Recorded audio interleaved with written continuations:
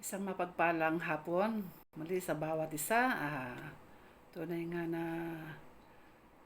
ako'y lubos na nagpapasalamat sa Diyos dahil sa pagkakataon na pinagkakalob niya na bagamat nasa gitna tayo ng krisis ngayon, tayo ay patuloy pa rin na binibigyan ng lakas ng Panginoon upang ating may daos ang gawain para sa Kanya, upang tayo po ay makapagbigay ng kaluguran sa ating Diyos na buhay. At sa hapong ito, samahan po ninyo ako sa ating pag-aaralan, sa pagbulay-bulay natin ng Kanyang banal na salita. At ang ating pag-aaralan ngayong hapon ay hango po sa Lumang Tipan, sa Deuteronomy chapter 8 verses 2 and 3. So, atin mo nang basahin kung meron po kayong Bible. Inyo pong buksan sa chapter 8 verses 2 and 3 ng Deuteronomy. So, akin pong basahin. Remember how the Lord your God led you all the way in the desert these 40 years to humble you and to test you in order to know what was in your heart, whether or not you would keep His commands. He humbled you, causing you to hunger, and then feeding you with manna, which neither you nor your fathers had known, to teach you that man does not live on bread alone, but on every word that comes from the mouth of the Lord. Let us pray. Father God in heaven, we thank you, Father, Lord God, for this opportunity, O God, na ipinagkalo mo sa amin muli, O Diyos, Lord God. Maraming salamat, Ama, sa aming kalakasan, O Diyos, Lord God. Panginoon, O God, sa aming buhay, Lord God, na patuloy na pinagkakalob niyo, O Diyos. At ngayong hapon, Panginoon, O God, samahan niyo kami, O Diyos, na yung banal na Espiritu sa aming pag-aaralan. Nawa, Panginoon, O God, kayo ang aming malugod, O Diyos, Lord God, at patuloy na pinagkakatiwala po namin, O Diyos, ay ang mga salita, Panginoon, O God. Pagpalain niyo, Lord God, ang mensahe ngayong hapon, Panginoon Diyos. Nawa ito, Lord God, ang makapagbigay muli ng kalakasan ng aming spiritual na buhay, O Diyos. Panginoon, maraming salamat sa gagawin niyo, Panginoon, O God. Ito po ang aming samot dalangin sa matamis na pangalan ni Jesus. Amen. Hallelujah. So, ang title po ng ating pag-aaralan ngayong hapon is Remember the Lord your God. No? Alam niyo po ba that the act of remembering is very important, no? Napakalaga sa isang relasyon. Halimbawa na lang po sa parent and child relationship, no? Alam niyo po, isang kaaliwan ng isang magulang na maalala ng maanak niya ang pagmamahal na kanyang ibinuo sa kanila upang sila ay mapalaki ng maayos, no? Maalala nila yung mga sacrifices na ginawa niya upang maibigay ang magandang kinabukasan para sa kanila, no? So, napakaganda po mga kapatid, no? Yung pagiging yung you remember, no? You remember the good things na nangyari, no? At isang kaaliwan din ng mag-asawa na maalala nila lagi ang kanilang mga sinumpaang vows, no, sa harap ng Diyos. Mga pangako na sa harapan ng Diyos na sila ay magsasama, magmamahalan sa hirap at ginhawa hanggang sa kamatayan, no? Tunay nga po na napakagandang alalahanin po ang mga bagay na to, no? At yung mga bata, tuwang-tuwa po na pag naalala ng mga magulang nila ang kanilang mga pangako sa kanila na halimbawa pagka maganda ang grades mo o maganda ang nangyari sa pag-aaral mo, ipapasyal kita, no? Ipapasyal kita sa Star City or sa Manila Ocean Park, no? So, ganung mga pangako na naalala ng mga anak at isang kaaliwan nila na maalala at matupad ang mga pangakong yun, no? So, napakahalaga po mga kapatid na sa bawat relasyon, maalala ng nangako at pinangakuan ang kanilang napagkasunduan, no? So, mismo ang Diyos ang nagbigay po ng halimbawa sa atin. Because God remembered His covenant with His people na siyang nagtulak sa Kanya upang iligtas si Noah, no?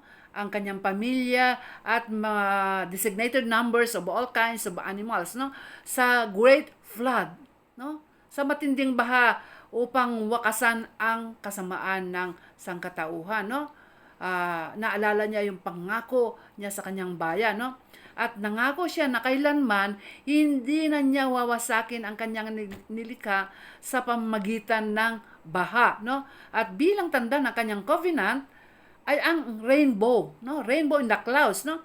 At sabi sa Genesis 9 verse 16, basahin ko po, "Whenever the rainbow appears in the clouds, I will see it and remember the everlasting covenant between God and all living creatures of every kind on the earth." Hallelujah, hallelujah. So ipinaalala din niya ang ginawa niyang deliverance sa mga Israelites, no? Mula po sa kanilang pagkaalipin sa Egypt, no? Doon po sa Exodus chapter 2, kung babasahin niyo po 'yon, no? So, more or less 350 years na nagsuffer ang mga Israelites, no? Sa pagkaalipin ng Egypt, no? At muli God remembered His covenant.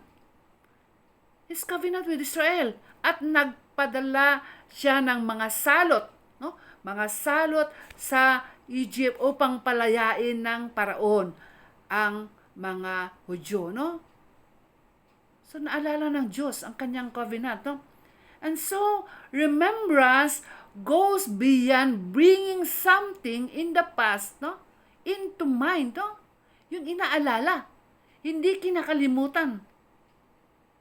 The good things that transpired in the past, no? At ito nga, no? God calls Israel to remember all that He has done with them, no? And promises, no? Ito po, mga kapatid, no? And promises to bless them if they do and to punish them if they don't, no? So, mga kapatid, no? Meron ditong kaakibat na punishment pagka hindi sila sumunod, no? Basahin ko po yung sinasabi muli sa chapter 8, no? Doon sa bandang huli ng mga verses 18 and 19. "But remember the Lord your God, for it is He who gives you the ability to produce wealth, and so confirms His covenant, which He swore to your forefathers as it is today. If you ever forget the Lord your God and follow other gods and worship and bow down to them, I testify against you today that you will surely be destroyed." Oh, hallelujah. So ito po mga kapatid, no, warning mga kapatid, no, take note of the warning. Pag kinalimutan nila ang Diyos at sila ay sumamba sa mga Diyos-Diyosan, no, tiyak na sila makakaranas ng parusa ng Diyos. Mahal ng Diyos ang sangkatauhan at nais niya po na ang kanyang mga nilikha, no? Siya lamang ang sasambahin. Walang ibang sasambahin, kundi siya lamang. Na hindi sila dapat sumamba sa mga Diyos-Diyosan. Oh, hallelujah. And if we, no, tayong mga nilikha niya, keep on ignoring the calls of the Lord, no, ini-ignore natin ang kanyang panawagan, and forget the good things God did for us, no, then He will let us go through adversities and hardships. No? Hayaan niya tayo na dumaan sa mga testing, sa mga pagsubok sa buhay, no? In order for us to remember that without God, we are nothing. No? We are nothing, no? That man does not live by bread alone, no? But by every word that comes out from the mouth of God. Oh, glory to God. Hallelujah. Now, if we experience adversities in life, no? Pag nakaranas tayo ng mga adversities, mga paghirap, here are the points, no? Ito po mga points that we need to remember, no? Tandaan po natin yung mga points na to, no? We need to remember and understand, no? First point is, testing is a divine act, no? It is a divine act, no? God allows us to suffer, no? To suffer difficulties and hardships for a purpose. Hinayan niya tayo na dumaan sa mga pagsubok, paghihirap, for a purpose, no? May layunin ng Diyos. Kita nyo, hinayaan niya mga Israelita na paikot-ikot sa ilang ng 40 years. No? Para turuan sila, no? Ng pagsunod. Para maranasan nila ang kanyang provision. Para magdepende sila sa Diyos, no? I-test mo ang kanilang mga puso, no? Kung nararapat ba sila sa mga ipinangako sa kanila ng Diyos. Hallelujah. In the same manner, mga kapatid, no? Na tayo po ay nakakaranas po din ng mga adversities, no? Paghihirap para turuan din po tayo, no? Turuan din po tayo ng lesson, no? Gaya ng mga Israelita, matitigas po ang mga ulo natin. Yung mga puso natin, no? Mga pasaway po tayo. Nagmamalaki, no? Nagmamalaki, kinakalimutan ng Diyos. Kaya inaalaw ng Diyos na dumaan tayo sa pagsubok para i-test po ang ating mga puso. Kung nasaan po ang puso natin, no? Second point is, why, no? Why the adversity? Why, no? Unang-una po is to humble us, no? To humble His people. Para po alisin ang spirit of pride, no? Ang mapa-importante attitude. The spirit of self-dependence, no? Ito po ang nais ng Diyos na alisin po sa atin. Kaya inaalaw niya tayo na dumaan sa trials and difficulties in life, no? Kaya po nang nararanasan natin ngayon, no? Na totally we are confined in the four corners of our house, no? Hindi tayo pwedeng lumabas, no? Na wala iglap yung mga pleasures na ating ini-enjoy sa mundo, no? At dito po, natuto tayo na tumawag sa Diyos. No? Natutong tumawag sa Diyos, magpakumbaba. Na-realize po ng mga tao yung kawalan. No? Kawalan natin na walang kwenta ang dunong ng tao. Wala pong kwenta, no? Ang dunong ng tao pag Diyos na ang kumilos. And that leads to second reason, no? Second reason is to teach us reliance, no? Reliance. So, inalaw po ng Diyos ang mga Israelita na makaranas po ng gutom para po maranasan din nila during the 40 years ang provision ng Lord, no? Para magdepende sila sa ibibigay ng Panginoon sa kanila, no? Para sa Diyos sila umasa during the 40 years na sila po ay paikot-ikot sa wilderness, no? So, na-develop po yung level of trust, no? The level of trust and dependence in God. Dito po nila naunawaan na ang kanilang buhay ay nakadepende po sa Diyos, sa salita ng Diyos. Kanilang naintindihan at naunawaan na ang pinakamahalagang bagay na nasa kanila ay ang salita ng Diyos, no? Yun ang pinakamahalaga. Yung kanilang relasyon sa Diyos. Yung salita ng Diyos, no? So natuto silang tumawag sa Diyos, no? Makinig sa instruction ng Diyos kung ano ang papagawa sa kanila, no? At kanilang ipinagkatiwala ang kanilang buhay sa Diyos. Glory to God. Hallelujah. Sa ngayon po na nangyayari po sa bansa natin at sa buong mundo, asan na po tayo ngayon? Anong pwede nating ipagmalaki ngayon? Sa isang iglap po, canceled lahat yung mga schedules natin. Yung mga celebrations Canceled. Nabakante yung mga malls, mga parks, mga amusement centers. Nabakante po, no? We cannot even go out of our houses, no? Hindi tayo pwedeng makalabas, no? Maski may savings ka, we can only buy foods, no? And some other basic necessities. So dito po, tinuturuan po tayo ng Diyos na sa Kanya magtiwala. Magtiwala po tayo sa Diyos, no? Yung ma-develop ba ang faith natin? Na tumatag po ang ating pananampalataya. Na huwag po sa sarili nating kakayahan tayo magdepende, kundi sa karunungan at kakayahan ng Diyos.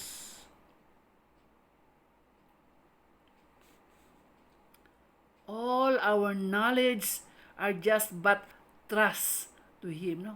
Basahan, walang kabuluhan ang ating karunungan, no? Kung tutuusin po mga kapatid, lahat po ng sarili nating karunungan ay basahan lamang sa Kanyang harapan, no?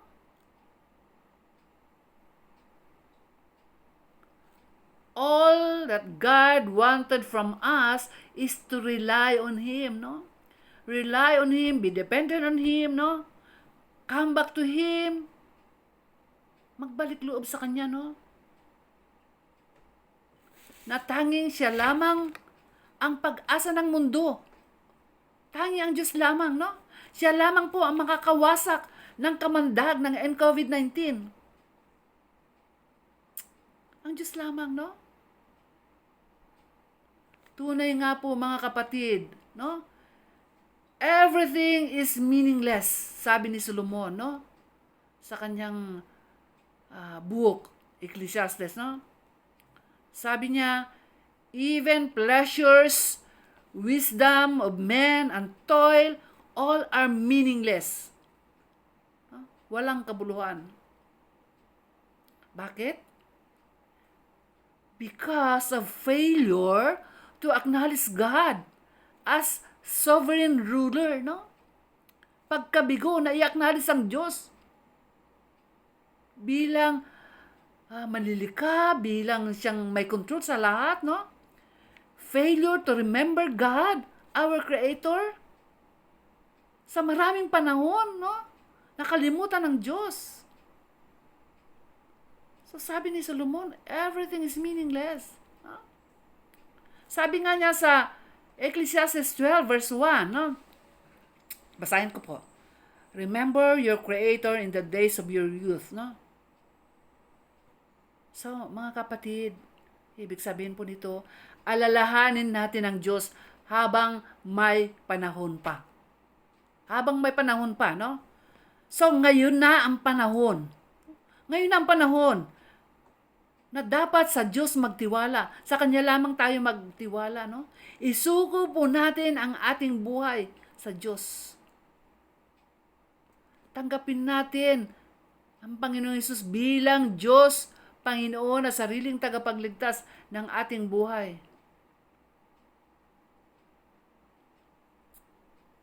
Lahat walang kabuluhan kung wala ang Diyos sa ating buhay. Hallelujah. Pangatlong rason is to test obedience, no? To test obedience. So after depending on God for 40 years, no? While living in the desert, no? The Israelites learned the importance of obedience. Nalaman nila yung kahalagaan ng pagsunod, no? So dito po mga kapatid, sa panahon ng difficulties, mumatetest, no? Mumatetest ang disposition ng tao, no? Will we obey God or will we not, no? So ito po yung tanong, mga kapatid. Susundin mo ba ang Diyos or hindi mo siya susundin, no? Pero tandaan natin ang paalala, no? Ang paalala sa Deuteronomy 8 verse 20, no? Ito po paalala po sa lahat, no? Like the nations the Lord destroyed before you, so you will be destroyed for not obeying the Lord your God. Hallelujah. You will be destroyed for not obeying your God. Warning, mga kapatid. Pag hindi po sinunod ang Diyos. So sa panahon po ng ating manaranasan ngayon, mga kapatid, no? Napakalaga po na ma-realize po natin. Ma-realize po natin ang kahalagahan ng salita ng Diyos, no? Kita mo yung mga Israelita, dumaan po sila sa napakaraming pagsubok sa buhay dahil sa paulit-ulit na pagsalansang nila, no? Pagsuway sa salita ng Diyos, sa utos ng Diyos, paulit-ulit po yun, no? So, inaalaw sila ng Diyos na sila ay dumaan sa mga pagsubok, hayaan sila na sakupin ng mga kaaway. And then pagka sila po ay sinakop at naghirap, no? Tatawag muli sila sa Diyos. Mananalangin. At ang Diyos ay mahabagin, no? Muli magpapadala siya ng mga lingkod niya upang sila ay sagipin, iligtas, no? So ganun po ang cycle, no? So mga kapatid, dapat ma-realize po natin, no? Ma-realize po natin, mga kapatid, that God is calling each one. Nananawagan po ang Panginoon to obey His word, no? Sumunod po sa kanyang masalita, no? To come to Him, no? To bow before Him, mga kapatid, no? Napakahalaga, Panginoon, napakahalaga po yung pagsunod sa salita ng Diyos upang hindi po tayo mapahamak.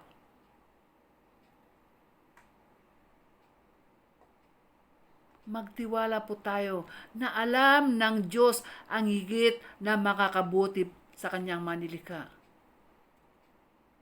God knows what is best for His people, no?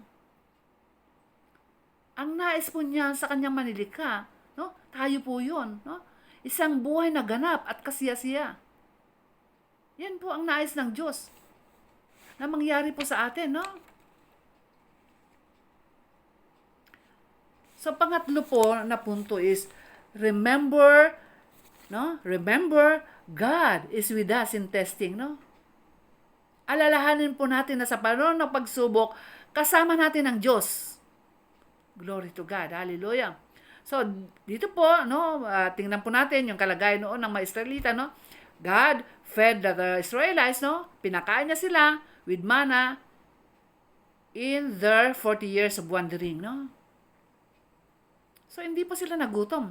Lahat ng needs nila prinobide ng Diyos. Pinagkaloob ng Diyos. At sabi ng Panginoong Hesus sa Matthew 6:25, no? Therefore, I tell you, do not worry about your life, what you will eat or drink, or about your body, what you will wear. Is not life more important than food, and the body more important than clothes? Diba? No? Napakalaga po ang buhay, no? At nais ng Diyos na huwag tayong mag-worry about our life, no? Pakatandaan po natin that God is all-sufficient God, no? He is all-sufficient God who provides everything that we need. Siya po ang ating provider, ang ating Diyos, no? So, hindi tayo pababayaan ng Diyos, no? Hindi po tayo pababayaan ng Diyos. God wants us to remember Him, no? Ang nais ng Diyos ay alalahanin natin siya, no? Alalahanin natin that He is our all in all, no? So sa mga panahon ng pagsubok na ating dinaranas, no? All the more na lumapit tayo sa Diyos. Lalo tigit, no? Na lumapit tayo sa Diyos, humingi tayo ng kapatawaran sa lahat ng ating mga pagkukulang, sa mga pagmamalaki natin, sa mga kasalanan po natin. No? Hingi po natin ng kapatawaran sa Diyos. No? So, alalahanin natin that life is meaningless without God. Hallelujah. Nais ko pong iwan sa inyo ang konklusyon sa Ecclesiastes, no? Chapter 12, 13 to 14. Ito po ang sinasabi, no? Now, all has been heard. Here is the conclusion of the matter. Fear God and keep His commandments, for this is the whole duty of man. No? Verse 14, for God will bring every deed into judgment, including every hidden thing, whether it is good or evil. No? So, malinaw mga kapatid, that the whole duty of man is set by God already, no? Sinet po ng Panginoon. And that is to fear God and obey His commandments. No? Banal na takot means to show reverence. No? Stand in awe. And you show your holy reverence. Respect and devotion to God. Yun po yun. Yung banal na takot sa Kanya, no? And remember God as our Creator, no?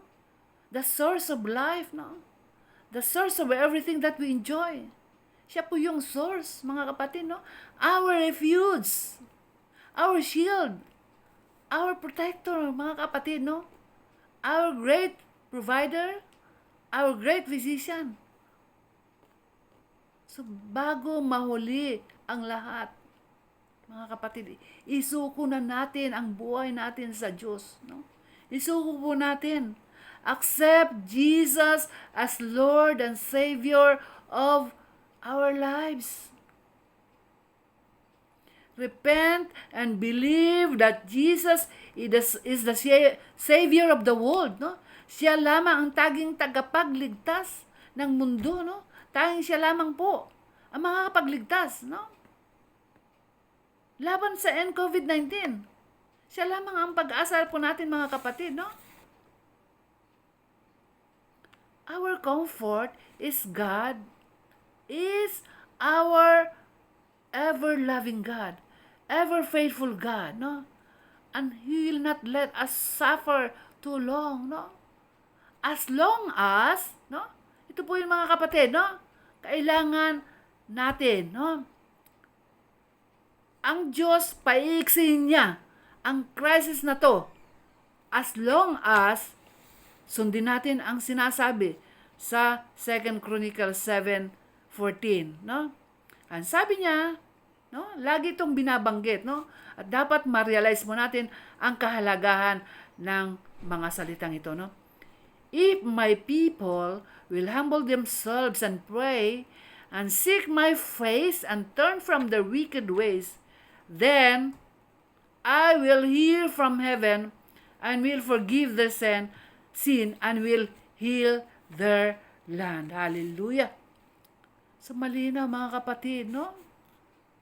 Malinaw. Paigsin niya ang ating suffering, ang crisis na to, kung tayo po ay magkaisa na magpakumbaba. Ma-realize mo natin na kailangan natin ng Diyos. Manalangin. No? Magbalik loob sa Diyos. Hanapin ang kanyang katwiran. No? Talikuran ang mga maling kaparaanan, mga likong gawain. Talikuran, mga kapatid, no? At sabi ng Panginoon, diringgin niya mula sa langit ang lahat ng ating mga hinaing at lilinisin niya. No? Lilinisin niya ang lupain. So, aalisin niya yung COVID-19. No? Aalisin niya yan, mga kapatid, pag nagkaisa po tayo. So, kailangan po, mga kapatid, tayo po ang kanyang mga nilikha, no? Magkaisa, mga kapatid. Isuko natin ang ating buhay sa Diyos, no? Ma-realize po natin na wala tayong magagawa kung wala po ang Diyos sa ating mabuhay. Wala po tayong magagawa. Wala tayong maipagmamalaki. Sa isang iglap, mangyayari ang gusto ng Diyos. Sa isang iglap, maski malakas ka, kung nais ka ng kunin ng Diyos, magagawa niya yun. Kaya nga wala tayong dapat may ipagmalaki. Kaya ngayon na ang panahon na isuko natin ang buhay natin sa Kanya. I-acknowledge natin ang kanyang sovereign rule sa ating buhay. Siya ang gawin nating tagapamahala ng ating buhay. At tiyak na isang masaganang buhay, ganap, kasiyasiya ang ipagkakaloob po sa atin. Hallelujah. Glory to God sa kanyang mga salita na nagbibigay ng katatagan sa ating mga pananampalataya at makakaasa tayo na hindi tayo iiwanan ng Diyos. Hindi tayo iiwanan, hindi tayo pababayaan. Dahil ganun tayo kamahal ng Diyos. Hindi siya nagbabago noon, ngayon, at magpakailanman. Hallelujah. Laging sinasabi ng Diyos yan. Stand firm. No? Siya po yung magde-deliver sa atin. Kaya mga kapatid, magtiwala po lamang tayo sa ating Panginoon. No? Ipagkatiwala po natin ang lahat-lahat sa Kanya. Isuko natin sa Kanyang pamamahala ang ating buhay. Tayo po ay manalangin. Hingin natin ang gabay ng Panginoon sa lahat ng nangyayari ngayon sa mundo. Samahan niyo ako sa isang panalangin. Hallelujah. O Diyos, maraming salamat, Ama, sa iyong kadakilaan sa aming mabuhay.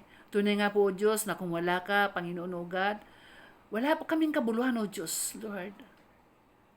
Lord, Panginoon, lahat ng ginagawa namin, walang kwenta, O Diyos. Kung wala kaming relasyon sa iyo, Panginoon o God. Kaya nawa, Panginoon Diyos, patuloy, Panginoon o God, Lord, nawa, ma-realize, Lord God, ng lahat ng mga tao, Lord God, ng manilikha mo, Panginoon Diyos, Lord God, Panginoon o God, na nais mo, Lord God, na ikaw ay mahalin din, Panginoon o God, dahil mahal mo ang nilikha mo, mahal mo ang tao, at nais mo rin na mahalin kanila, Panginoon Diyos, kay Lord God. Panginoon, maraming salamat, Panginoon o God, sa patuloy na pag-remind mo, O Diyos, ng mga salita, Panginoon o God, na nagsisilbing kaalakasan, kaaliwan namin, Panginoon Diyos, Lord God, na hindi mo kami pabayaan, Panginoon o God, na maski sa panahon, Lord God, na matesting, Panginoon o God, andyan ka, Panginoon o God, kasama ka namin, Panginoon o God. Hallelujah. Nais mo lamang, Lord God, na kami, O Diyos, na patuloy, Panginoon o God, na mag-surrender sa iyo, Panginoon Diyos. Isuko namin ang aming mga buhay sa iyo, Lord God, sa iyong sovereignty, Panginoon o God. Maraming salamat, Panginoon o God. At ngayon po, Lord God, aming tinataas sa iyo, Lord God, Panginoon Diyos, Lord, ang aming samo, Lord God, sa iyo, Panginoon o God. Katagpuin mo, Lord God, ang aming panalangin, O Diyos, Lord God, Panginoon o God, nawa, Panginoon Diyos, Lord, inyo na po, Panginoon o God, wakasan, Lord God, ang crisis na to, Panginoon Diyos, ang COVID-19, Panginoon o God, Lord, Panginoon, tulungan mo, Lord God, ang aming presidente, Panginoon Diyos, at mga ibang mga officials, Lord God, sa kanilang mga desisyon, Lord God, sa mga nalalapit na araw, Panginoon o God, Panginoon, kung ililip ba, Panginoon Diyos, ang lockdown or magkakaroon ng enhancement, Panginoon o God, Lord, kayo po ang magbigay, Lord God, ng wisdom sa kanila, Panginoon Diyos, Lord God, Panginoon, Lord, basa mo po, Panginoon o God, anumang hakbangin nila, Panginoon Diyos, at nawa, Lord God, andun, Panginoon, ang full cooperation, Panginoon o God, ng matao, Panginoon Diyos, Lord God, na kami, Lord, ay handang sumunod, Panginoon o God. Panginoon, maraming salamat, Ama. Patuloy na aming alalahanin, Lord God, na ikaw ang aming Diyos, ang aming tagapagligtas, ang aming dakilang pag-asa, Lord God, sa aming buhay, Panginoon, O God. Panginoon, ingatan niyo po, Lord God, ang lahat ng mga frontliners, Panginoon, ang mga health workers, Panginoon, O God, ang kanilang mga kasama, Panginoon Diyos, na patuloy na nangangalaga, Lord God, Panginoon Lord God, sa mga pasyente, nangangasiwa, Panginoon Diyos, sa mga PUIs, PUMs, Panginoon O God, at lahat, Panginoon O God, Panginoon Diyos, na aktibo, Lord God, na tumutulong upang makatawid, Panginoon, sa crisis na ito, Panginoon Diyos, Lord God, Panginoon, Lord, we believe, Lord God, na hindi mo pagkukulangin, O Diyos, ang iyong bansa, Panginoon O God. Lord, na sapat, Panginoon O God, ang finances, Panginoon O God, sapat, Panginoon Diyos, Lord God, para sa mga tao, Panginoon O God. Maraming salamat, Ama, na sa panahon ito, Lord God, Panginoon, nakikita, Lord God, Panginoon Diyos, ang pagmamalasakit ng may iba, Panginoon Diyos, maski yung mga nakakariwasa, Lord God, andun ang kanilang pagtulong, Panginoon. Maraming salamat, Ama, sa mga ginagamit mo, mga tao, Lord God, upang daluyan ng ng pag-asa, daluyan ng pagpapala, Panginoon God. Maraming salamat, Ama. Patuloy na yung pinagkakatiwala namin, O Diyos, ang aming mabuhay sa Lord God. Gamitin mo kami, Lord God, sa anumang kaparaanan, Panginoon God. Lord, maraming salamat, Panginoon Diyos. Lord God, na patuloy mong pinapatatag ang aming pananampalataya, Panginoon Diyos. Thank you so much, Father God. Thank you, Lord God, sa gagawin mo pa sa amin, Panginoon God, sa aming buhay, Panginoon God, sa aming buong sambayan, Panginoon God, sa buong body of Christ, at sa buong mundo, Panginoon Diyos. Maraming salamat, Ama. Maraming salamat, O Diyos, na Ikaw ang Diyos ng aming ng buong mundo, Panginoon God. Thank you, Father God. Thank you, Lord God. To you all the praises, glory, and thanksgiving. In Jesus' mighty name we pray. Amen and amen. Hallelujah. Purihin ng Diyos. Glory to God. Hallelujah.